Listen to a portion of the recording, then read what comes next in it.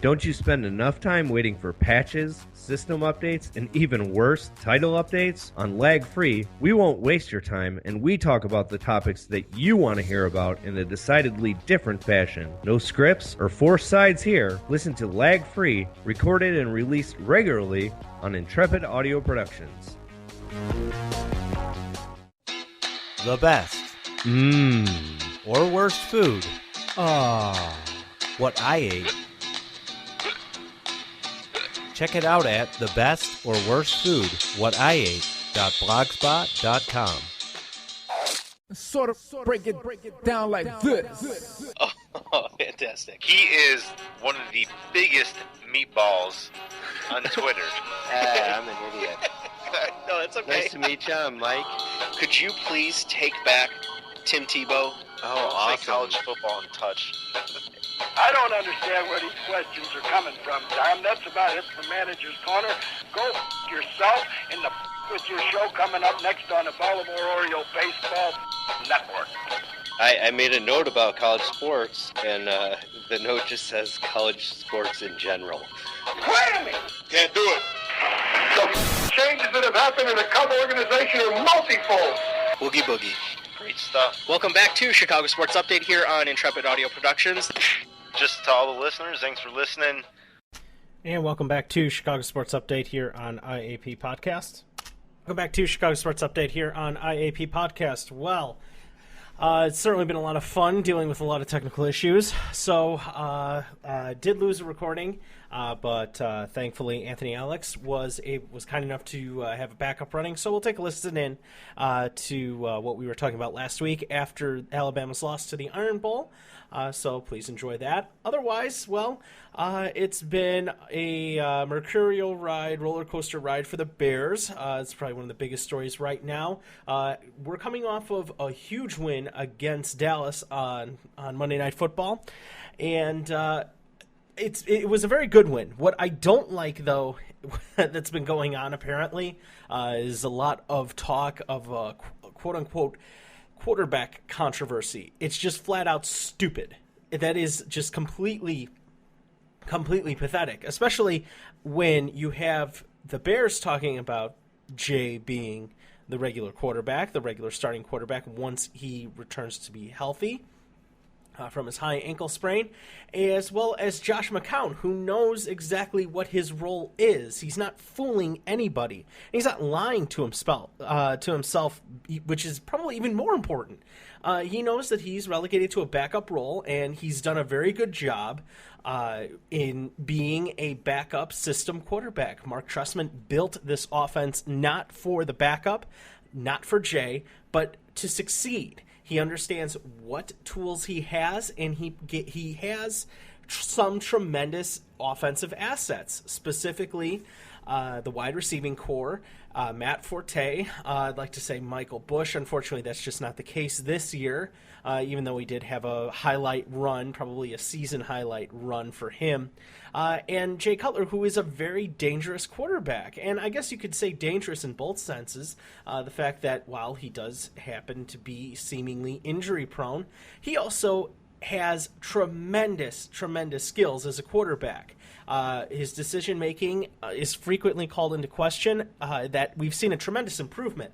And we've seen that improvement because the offensive line has been that much better, which is so important in today's NFL. You saw it, if you did watch the Monday night game, you saw that over 100 touchdowns were scored for the first time in a single NFL week. The most points were also scored this past week in the NFL. That's tremendous. That's tremendous. You got to think about what is the league right now. We've said it before here. I've said it before on other shows. This is a passing league. They want scoring. The game favors the offense. Right now, if you're to look at the rules and what you can and can't do, just look at the rules. You see how many defensive holding, defensive pass interference calls get called on just a regular week. Well, look at what you have now. You have the most points being scored in a single NFL week in NFL history. What else do I need to say? It says it all. And to think that Josh McCown is a better quarterback than Jay Cutler is just completely stupid. I don't know how this thing got started. I think something along the lines of Mike Florio started something like this during the game, maybe immediately after the game, trying to jump out and say that, the Bears are going to bench a healthy Cutler and go with McCown. That's completely stupid. That is so stupid to even suggest that. What you're saying is the Bears will start a 35-year-old average to below average arm strength quarterback versus a younger, more talented individual as quarterback who's clearly got more arm strength, a brighter future than what you have in a 35-year-old backup quarterback. You're saying that all 22 teams a couple years ago were missing something, that they didn't have Josh McCown on their team. What you're saying, when he was coaching high school football in North Carolina, what you're saying is that Arizona was wrong. The Raiders were wrong. The Lions were wrong. The Bears, for the past couple of years, were wrong, that they should have been starting McCown. Oh, well, wait a minute. No, wait a minute. You have to go back and think, wait a minute. The Bears didn't have an offensive mind. They haven't had an offensive mind, and I hate to say it, since Ditka. And that is truly, truly pathetic when it comes down to it. Yes, the 85 Bears were heralded for their defense, but Ditka was more of an offensive-minded coach. I am astounded at what typically is. I could just relegate it to out-of-town stupidity. No, this is in-town stupid, branching out across the country, across the football world. I weep for football analysts that really try to jump on the story and saying that maybe that's just all they're trying to do. They're just trying to jump on the story, be the first one to break it, so they can say next week that, oh, look, hey, I was right, that McCown's going to start over Cutler, and start a conspiracy theory that the Bears are benching a healthy Jay Cutler in favor of a 35-year-old average to below average quarterback. McCown is succeeding because of the system. He's succeeding because of the offensive system that Mark Trestman has put in place. He's succeeding because he has a good offensive line in front of him. I can't explain why Jay Cutler specifically has his struggles with media relations, with fan relations. I don't get it because it's completely unwarranted. I will say that I don't think he won any friends by letting himself play in two games that he shouldn't have played in, specifically in Washington or in Detroit, or excuse me, the game against Detroit from the Bears' perspective, because he wasn't able to perform. He wasn't able to do his job. Mark Trestman should have been able to identify that. He didn't. Unfortunately, now that poor decision-making is falling to Jay Cutler, which it has no business falling to Cutler for. That was Trestman's poor decision. That was his own fault, not Cutler's. And I have been a Cutler apologist, but this is just completely stupid to suggest that a career and a quarterback, a career backup quarterback, is better than someone with much more potential upside. Maybe I'm blinded by it. Maybe I'm completely too close to it. And, who knows? Who knows what the case may be? I surely do hope that the Bears franchise tag Cutler, allow him to succeed again and grow in the Trestman offense. I mean, everyone wants to talk about how Cutler hasn't had any stability, hasn't had any offensive stability going through offensive coordinators because they're all a bunch of crackpots and lunatics, Mike Tice or or Mike Martz. That's just completely stupid. I don't get it. I never have understood what's gone on as far as the hatred that's out there. Maybe it's just lazy commentary that people want to stick to and cling to because, somebody from Fox Sports says that Jay Cutler is not tough. Or they want to listen to Maurice Jones-Drew, toss him under the bus when, he doesn't even know exactly what the situation is regarding Cutler. I've been an outspoken apologist, but I've done that for the right reasons. And I don't know if this is just for me to get, stupidly upset about, But heck, I'll get stupid when everyone else wants to get stupid like that. So you want to get stupid? Let's get stupid. In other news, the Blackhawks had a rough week last week, dropping all the 3 games consecutively, only getting 1 point out of 6. Not really a good week. But thankfully, the rest of the West kind of stumbled a little bit. I know San Jose is a bit on a losing streak.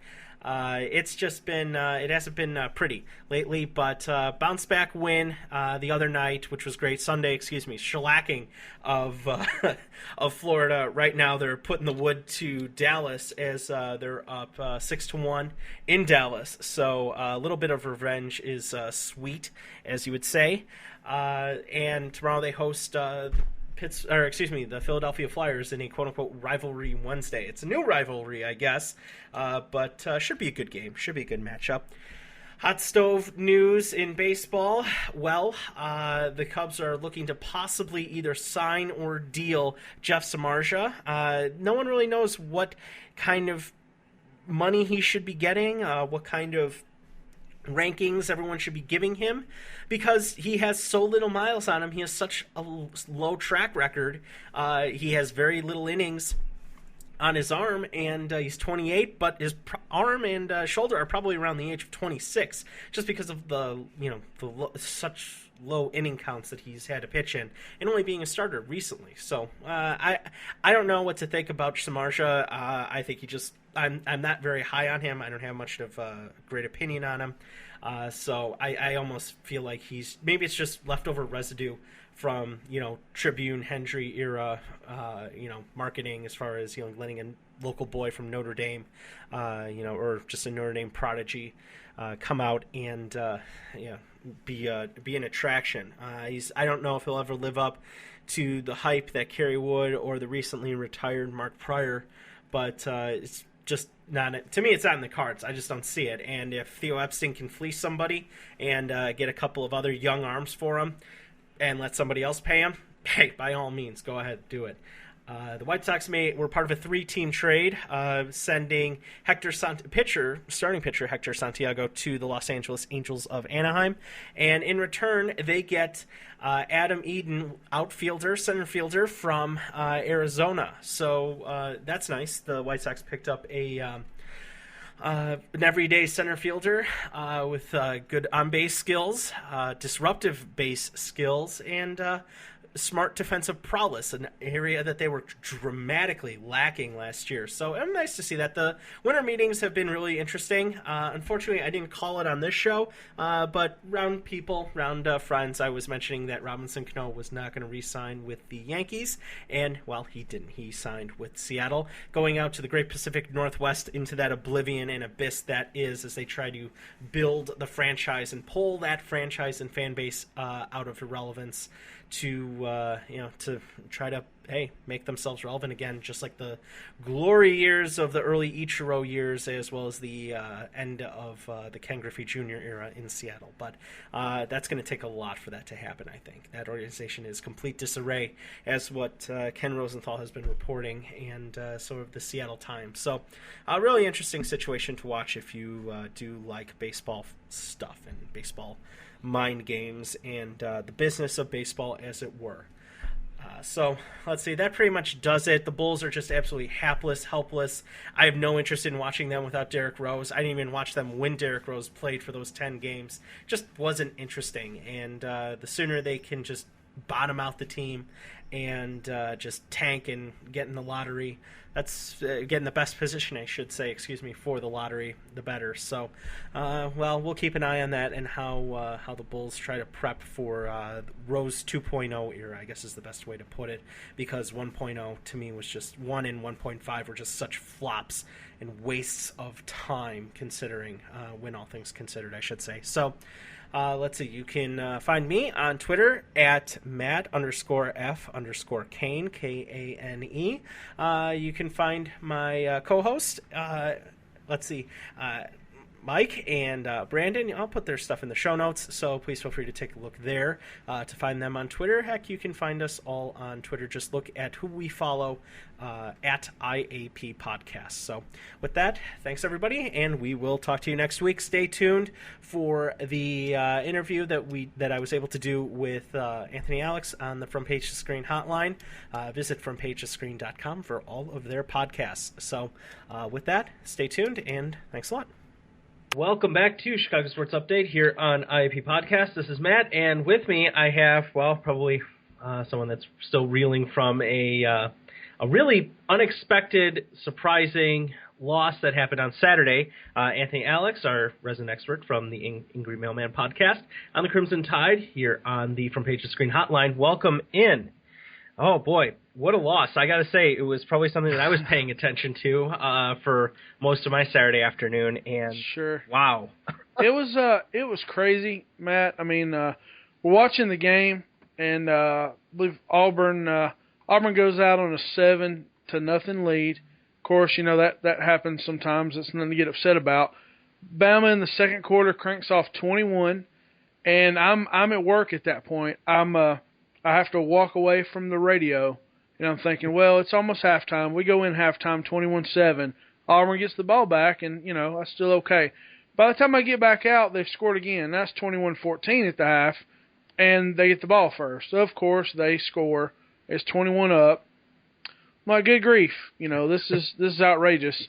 Well, and their punter, Auburn's punter, just time after time keeps pinning Alabama at like the 1. And I'm like, what in the world? And I've mentioned before, I don't remember if I mentioned on this show with the crazy Auburn-Georgia play, but they just had that smell of like Team of Destiny type stuff where it's just like, can these guys even be beat? Everything. My dad said that if that guy would have been running down the field and tripped, an eagle would have flown down from the sky and picked him up before his knee touched the ground and ushered him to the end zone. They just couldn't be stopped. Well, then Alabama, at one point I'm thinking, well, here's a Heisman moment, and A.J. McCarron throws a 99-yard pass to put them up 28-21, and I'm like, well, now that right there, that's amazing. That looks like that would be something that you look back later and say that was the game changer. A 99-yard pass is now completely irrelevant because our kicker, between the two of them, missed a total of 4 field goals, 3 just misses, and 1 block. And then, as you saw at the end, something that is about as rare as throwing a perfect game or hitting for the cycle or something ridiculous. Somebody catches a missed field goal, runs it all the way back because we have our strong guys in to prevent the block instead of anybody. I think Vern Lundquist or somebody said they don't have nothing but the fat boys in. Yeah, which is a little bit ridiculous. But but then they can't stop the guy, and he burns 109 yards for the game-winning deal. The most ridiculous. I mean, Iron Bowls are usually exciting. This is one of the all-time great football games, period, that I've ever seen. Not to mention the rivalry, not to mention that the SEC West was up for grabs, potential national championship berth, so much stuff up, and you really couldn't have asked for a better game. I wish the outcome was a little different. But it was just over and over again, just crazy things happening over and over again. I was just shocked. And you just never knew. The momentum just kept shifting so much. My head was reeling. And when it was over, I looked just like that guy that they showed with his mouth just hung open. Like, what? That's how I was. I was like, what? And then, of course, I tweeted, excuse me while I blow my brains out, hashtag Iron Bowl. So it was ridiculous. It was incredibly... Wow, I don't know. Yeah. Yeah, it was a tough one. I didn't necessarily have a rooting interest. I like to see the best win, and, well, I've kind of been accustomed to the Crimson Tide being the best, and kind of, not just for the show as well here, but, in your sake and, Bubba's sake as well. But it's almost like one of those times, not to say that, the Yankees or the Cowboys winning are a good thing, and I care about that. I like to see the best win. I guess you could put it on par with something like Tiger Woods, someone that's just so far and away that much better. And with that, when the return happened, I'm like, oh, please step out of bounds or something. I'm like, come on. I'm like, no, I'm fine with that. Yeah, and I'm with you on that. I mean, anybody, some people are like haters because once somebody, like I remember Mike Tyson. Everybody's like, oh, Mike Tyson's amazing. But then once he went on a streak where he was just decimating people get sick of the same person or team or whatever winning and winning and winning. So then there ends up being a backlash. That we've seen that with the SEC. We've seen that specifically with Alabama. There's always like a backlash. I'm like you. I like to see people perform at the highest level possible. So whoever it is, if there's somebody in any sport or whatever, and they can just continually perform at an outrageous level that just pushes the game further. I mean, people hated Jordan. I've always been a huge Jordan fan because he just kept doing things nobody had done before and just kept pushing the upper levels of what could be done in his sport. So I just like to see, Saban win because he's doing that. He's, setting records. A.J. McCarron setting records, doing things that's never been done before. And I'm a pro, when people do that. It had to come to an end sometime. Of course, if you look on Facebook, I've devised a plan where Alabama will be back in the BCS if God comes down from heaven and smites the whole starting lineup, offense and defense of Florida State, or Jimbo Fisher is caught in a sex scandal where him and the rest of the team are videoed raping the Pope. Okay. Something like that. If they did something like that, then maybe Duke would beat Florida State. I actually think Michigan State. I'm picking Michigan State over Ohio State just straight up. But there's no way I don't see Duke beating Florida State. That's crazy. Yeah, that's a tougher one. I think the way the Big Ten has gone, seemingly anything can happen. I wouldn't be surprised if Michigan State did upset Ohio. Likely, not really, still an upset. But I mean, I'd love to see. Heck, if it was a rematch of the Iron Bowl. That's what would happen, Matt. If Auburn goes, say, here's the deal: Auburn has to beat Missouri. Yeah. Okay, because if they lose Missouri, then Missouri's up there saying, "Hey, what about us? We're the SEC champion with one loss." So then Alabama's got to compete against that. I was really rooting for South Carolina to be playing Auburn, but Missouri pulled it out. South Carolina, the ideal situation would have been South Carolina plays Auburn in the SEC championship, beats Auburn, puts them out of it, and then either Florida State or Ohio State lose. Well, when that didn't go down like that, now I'm having to, Florida State and Ohio State have to lose. So I don't know. If you remember 2 years ago, we were in the same situation, and like Stanford, Oklahoma State, and like Boise State or somebody like that, all three lost in like one of the last weekends and put Alabama back in. It was crazy. Yeah, I think it was Oregon. I think they ended up losing. Yeah, that's what it was. And everyone kind of backed into it. We're like, oh, okay, well, Alabama's there. All right, let's throw them at it. And it was, the rest is history. But sure. It was for me rather deflating for that to happen at that end. Okay, let Auburn, if whoever wins it, if it's Auburn or Missouri, Missouri, if they win. Okay, I have to believe that the SEC champ will end up going to the BCS title game because, the SEC is just in a class all on its own. Sure, Ohio's starting to kind of make the Big Ten a little bit better, but the Big Ten is not the strong football conference that everyone likes to think across the nation. I don't believe the Pac-12 is that strong of a conference either. I mean, yes, it has a lot of high-flying offense with Stanford, Oregon, at one time. And if it ended up being Auburn and Stanford, okay, I really probably wouldn't have a problem with that. If it was Auburn versus the world is kind of the way that I'm going to see it. That's kind of how it has to be. It has to sort of be the SEC versus everybody. And I'm I've got two dogs in the hunt, okay? Well, actually three. Number one, of course, if there's a way that Alabama could be back in it, I'm pro that. All right, number two, even though Auburn is our rival, the fact that that Alabama won 09, Auburn 10, Alabama 11 and 12, if they could somehow get back in it and keep the national championship trophy in the state for a fifth year, I would be pro that. the third tier of that is even if Auburn loses to Missouri and Missouri representing the SEC, I'm third level as I'm an SEC boy, and let them go in and prove what they've got one way or another. So let's see if we can keep the SEC streak alive.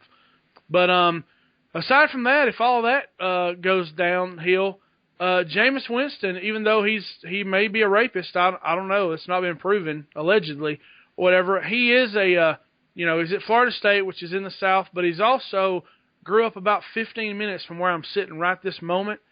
And, hopefully that stuff turns out to not be completely true. It really looks bad with the DNA evidence and all that other stuff. And other things come out with him shooting out windows and all this stuff. It seems like he's not as good of a guy as he's been reported. But the very last thing I would like to see is for Ohio State to win because, Urban Meyer, first of all, he's a doofus. But secondly, you got kids on his team like, we'd wipe the floor with anybody else and all this other stuff. I'm just like, really? I'm not a fan of cockiness. You've seen how Saban, and even Paul Bryant back years ago, they just preach class. They preach humility, respect for the other team, the intensity of your training and focus. And there's been multiple times over the course of the years since Saban's been in Alabama, if any of his players score and do anything like, hey, look at me type movements, it's bad on them. So, and that's one Marquise Mays that was there a couple years ago. His mother works with a friend of mine, and she said he made a big deal when he ran a kickoff back or something. He ran a bunch after that because he's like, oh, look at me, look what I did. And they're like, no, we don't have that. So he learned his lesson. But I just don't like the hey flashy, look at me, I'm the best type stuff. That's no humility. I don't know. Yeah, two things. One, it would have been nice to have had a college football season go a year without some sort of scandal involving top flight recruits and a Heisman candidate. Yeah, exactly. A Heisman candidate. Yeah. It would have been nice, just a nice reprieve after just the sheer stupidity from Manti Te'o and that just overrated charlatan of that. And Manziel, that was the silliness with Manziel. Yeah. I don't remember any silliness with RG3. It seemed like he kind of kept his nose clean. But yeah, Te'o, Manziel, Jameis Winston now. It just seems like every year these kids, and part of it has to do with the, social media and the internet and the way, the 24-hour news cycle, everybody can get information all the time. It's tough to hide things. Like back in the day, I think I told a story on here before about Kenny Stabler when he was at Alabama. A few of the coaches had to go down and get him back out of Mobile because he'd left the campus and was shacked up with some divorced woman down there. But they were able to keep it all quiet. I've got a friend, Matt, and I tell you what, I really should hook you up with him and let you interview him. He was a offensive line All-American in 1965, I believe. Oh, wow. For the University of Alabama. And I worked with his wife, Wayne Freeman, if you look that up. Offensive line, All-American. I want to say 65, could be 64.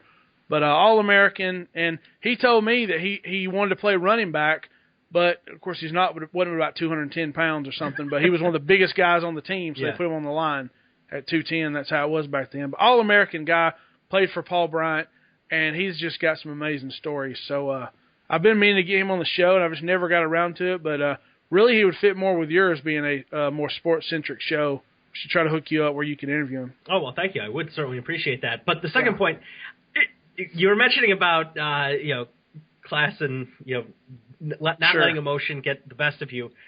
Unfortunately, I think if Saban had not, I don't want to. A lot of knee-jerk and social media reaction about the pride, about his pride, letting him, trying to kick a near 60-yard field goal to win the game. That kicker does that at practice, though. He kicks 60-yarders. So they originally said 56, then they marked off 57 or something. that he has hit him from that range, so it's not ridiculous. Oh no, I know. But, just really putting it out there that if maybe he had played after the tie, let that happen, take the knee. Okay, I will admit it was a good call for the pass to get some yardage down the field. I will admit that, and it was a good thing that the reffing team and officiating did get the call correct, saying that there was 1 second. A lot of drama and everything. I would probably almost rather prefer a Hail Mary, but still, nonetheless, probably if he had. What would we be talking about right now if that kid came out there and kicked a 57-yard field goal to win that would have been the greatest thing of all time. But instead, we have the other greatest thing of all time from the other side, this fluke play.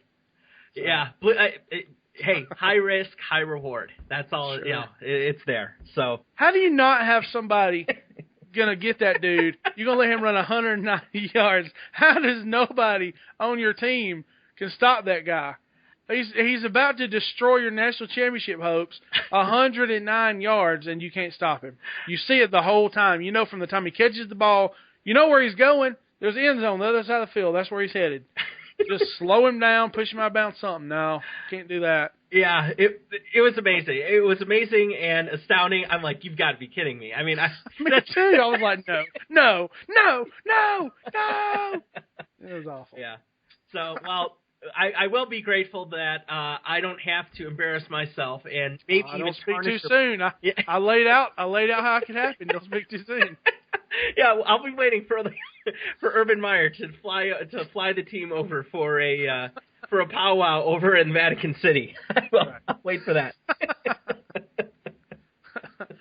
So, let's see. I got to say though, it was a very fun year. I hope to do this next year with you, of course, and have you on intermittently, get reports throughout the Crimson Tide's off season or recruiting season with declarations going out and commitments happening and the draft and losing players to the draft.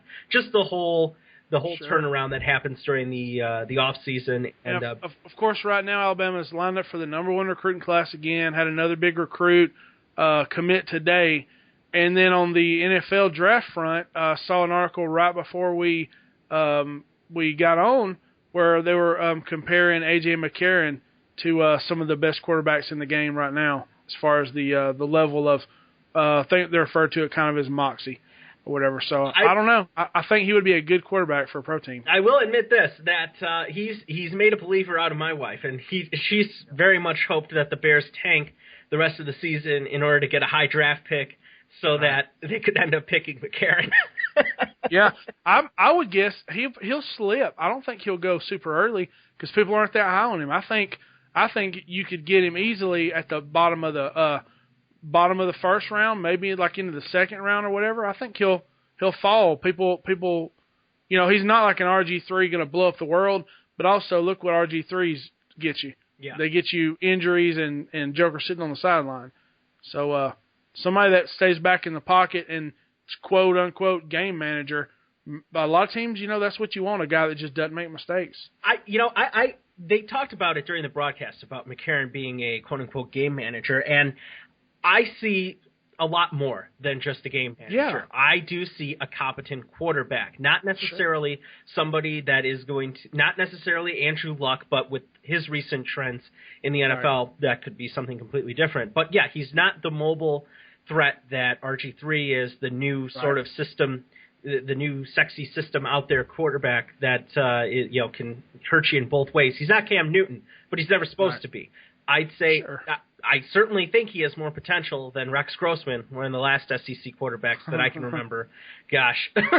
But he understands the game. I think he can be a very good decision maker if he learns the NFL speed and NFL system of a given team. For sure. He's good at recognizing. I mean, Saban, if he does nothing else, he trains his guys and teaches them football. He's going to come up there. He's going to read the defense. He's going to audible. He's going to do what needs to be done and kind of be a general on the field. And if I was looking for a quarterback, I would take A.J. McCarron 10 times before I took Johnny Manziel. Johnny Manziel's got the incredible talent. He's too short. He's off the field. You never know what he's going to do. He just throws it up for grabs too much, throws a ton of interceptions. To me, I take the guy that knows the game and is patient and smart versus a guy with, athletic ability that makes bad decisions. Yeah. I would certainly trust whatever scouting report that Saban's going to put out there for the scouts out there because, well, he hasn't lied. Right. Yeah. So that's nice to see. But, hey, if anyone still hasn't found you, where can they find you? Well, of course, angrymailman.com gets you all the links over there, or Angry Mailman on iTunes. And right now we're gonna get the end of the year show done over at FromPageToScreen.com, the movie show that I've been helping Stuart with for about 2 years. So looking forward to that, getting all the top movies of the year that I watched. Everybody's going to put a list together. So excited about that happening in about 2 weeks. Excellent. Always looking forward to those. And can we count on the Ampies this year? Yeah, we can. It's going to be a little different. If you listen to the most recent movie show that I think was released today, I dropped a lot of bombs as far as things that's going on. Okay. A lot of things that's going on in my personal life, so I dropped some bombs of that type thing on the newest From Page to Screen movie show, so listen to that. So the Ampies are going to be a little bit different this year. There'll still be awards, not the number of awards that we've had, but they're still going to be fun. And, this will be the 4th year for them, so I wanted to mix it up a little bit. Excellent. Hope to, I can't wait to hear those. That's the first, I got my fingers crossed on one, so let's see if it happens. So, again, thank you very much for all the time that you've put in this Tide football season, and, well, let's seriously hope that charter to Vatican City happens for Ohio State, and, let's just see what other happens coming down to, in Seminole country. Yeah. So, thank you again, Anthony. Do appreciate all of your help that you've given us. Appreciate it, Matt. Anytime, man. Hello, listeners. Once you're done catching up with everything Intrepid Audio Productions has to offer, check out some other great independent podcast shows like the Knights of the Video Game Table podcast. Jeremy, Patrick, and Frank do great work, and it's worth your time to check them out. They're part of the Nerdgasm Network, where you can find other cool shows, including the Super Budget Brothers, the Nerdgasm Network video game podcast, and all other shows, which can be found at extraplay.info. Give them a listen, because good, honest work can be hard to find. Thanks for listening to Chicago Sports Update here on Intrepid Audio Productions. You can find us on Facebook and Twitter by searching IAP Podcasts, all one word. We make it easy to listen to us at home or on the go because you can subscribe to us via iTunes or on your browser at Spreaker.com. Listen to us on the go with the Stitcher Radio app, available for all smartphones. Want to interact with the team directly? Leave any questions, comments, or feedback you may have at our Facebook page. You can also like our page to know about special events, shows topics, and listen directly on our page to new and past episodes. Feel free to email us anytime at iappodcast@gmail.com. IAP Podcasts, pioneering the best in independent podcasting.